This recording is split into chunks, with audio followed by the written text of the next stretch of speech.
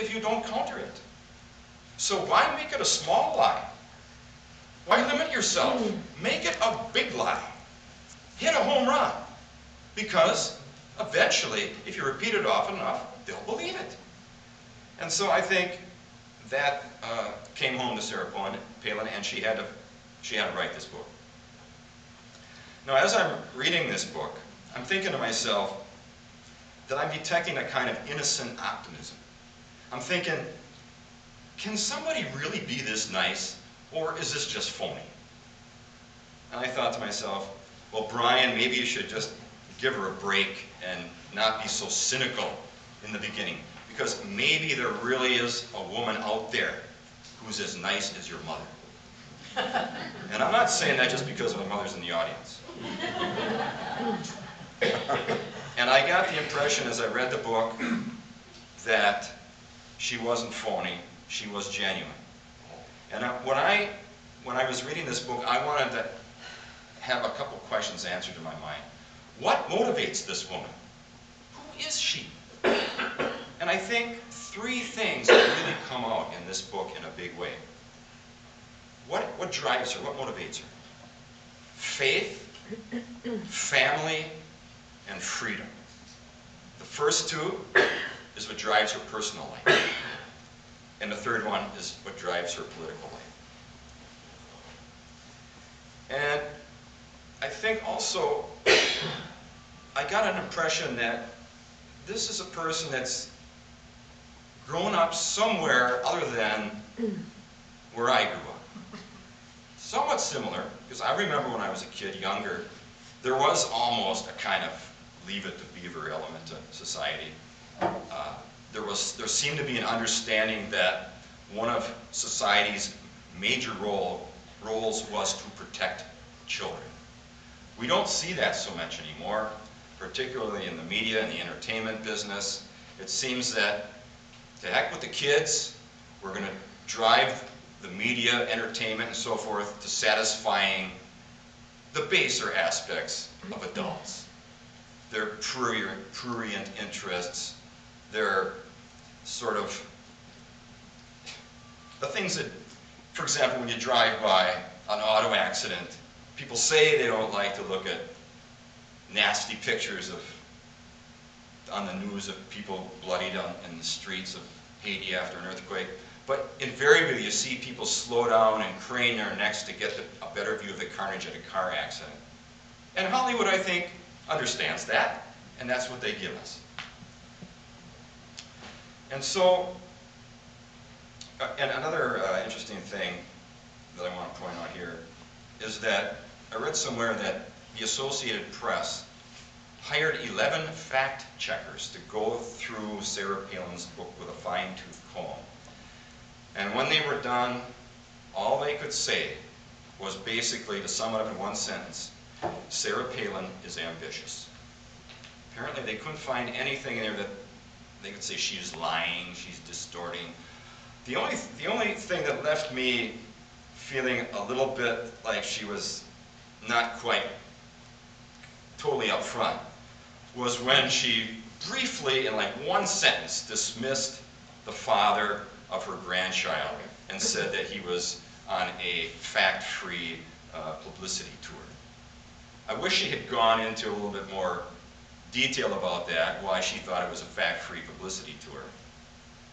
Because I've read some stuff in Vanity Fair about this guy and the things he's saying, and I'd be very curious to see what she had to say about what he was saying. The fact that she didn't address anything leaves me wondering, as a cynic might, well, maybe what he said was true. I recently saw a Clinton fundraising letter in which he said that Sarah Palin is an ultra-conservative ideologue. And I'm thinking, well, what is that? What is an ultra-conservative versus, say, a neoconservative, or a paleoconservative, or a common-sense conservative, as she described herself, or a constitutional conservative, as Ron Paul might describe himself? What's the difference between a Republican and a Democrat? John Kerry was considering John McCain as his running mate in the 2004 election. Is John McCain a Republican, or is he a Democrat? As a Southern politician once said, there's not a dime's worth of difference between the Democrats and the Republicans. When they put on this show of arguing whether a program should be raised by 4% or 5%, yeah, you get the impression there really isn't that much difference. They both want to raise the expenditures for government programs. They both want to grow the government. Even when Reagan came in, did he lower the budget for the Department of Education? No. And yet he was talking about we should do away with the Department of Education. I have to ask myself, you know, if more people in this country were like Sarah Palin, what would this country look like? Would it be better than it is today? Or would it be worse? As I say, what drives her is faith, family, and freedom. If more people were driven by these things, would we have a better country? Would we have a better society? One of the things I also want to know about this book was, what is her political ideology or philosophy? Well, Clinton describes it as ultra-conservative. And when you read it in her book, pages 384 to 388, admittedly that's only 4 or 5 pages, but maybe you don't have to spend a lot of time explaining your political philosophy. The Founding Fathers pretty much had theirs explained in the Declaration of Independence. How many pages does that take?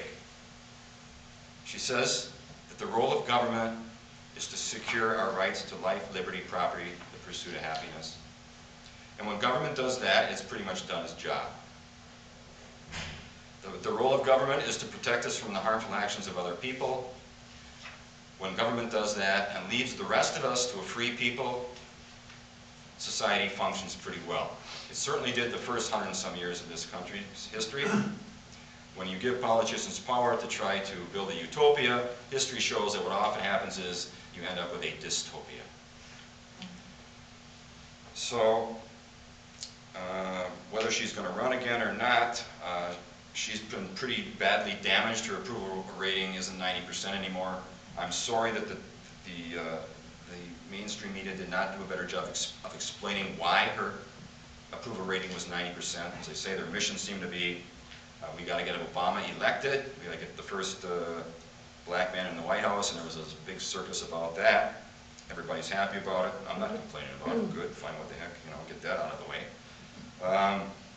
They say a week in politics is a long time. 2 weeks is an eternity. Some people have written her off. Some people wrote off Richard Nixon back in the early 60s, and look what happened. So there's still a long time between now and 2012. She might make a comeback. Who knows? Stand by to stand by.